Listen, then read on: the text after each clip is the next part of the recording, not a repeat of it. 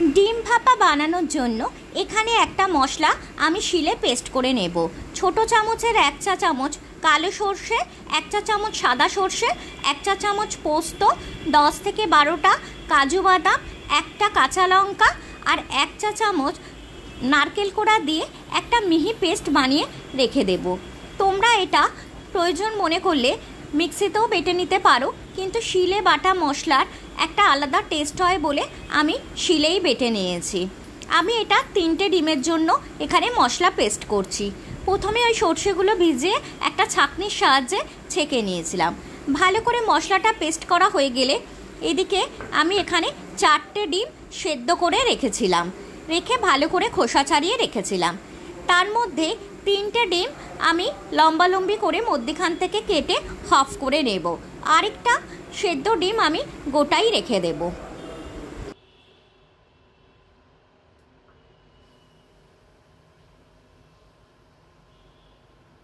এরপর কড়ায় সামান্য একটু সর্ষের তেল গরম করে নিয়ে তেলটা গরম হলে ওই হাফ করে রাখা ডিমগুলো আমি একে একে ভেজে নেব। ওপর থেকে একটু নুন আর হলুদ গুঁড়ো ছড়িয়ে দেব।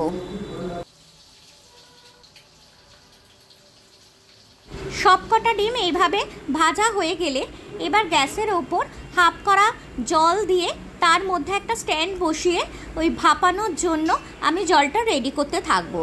এদিকে শক্তপোক্ত একটা টিফিন কৌটো নিয়ে নিয়েছি।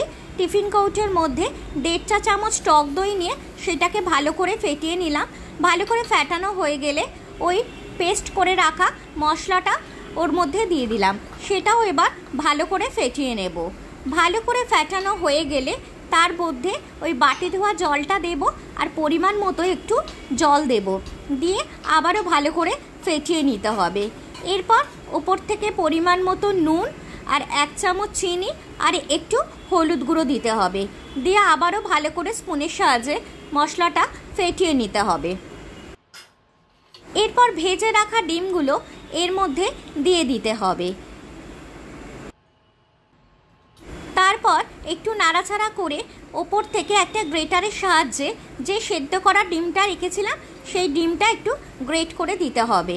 আর ওপর থেকে একটু কাঁচা সর্ষের তেল আর 2টো কাঁচা লঙ্কা দিয়ে আবারও একটু স্পুনের সাহায্যে নাড়াচাড়া করে টিফিন কৌটোর ঢাকনাটা শক্তপোক্ত করে আটকে ওখানে ভাপাতে দিয়ে দিতে হবে। প্রায় 15 থেকে 20 মিনিট মতো ভাপিয়ে নিতে হবে। তারপরে ডিম ভাপা রেডি। গরম গরম ভাতের সাথে পরিবেশন করো।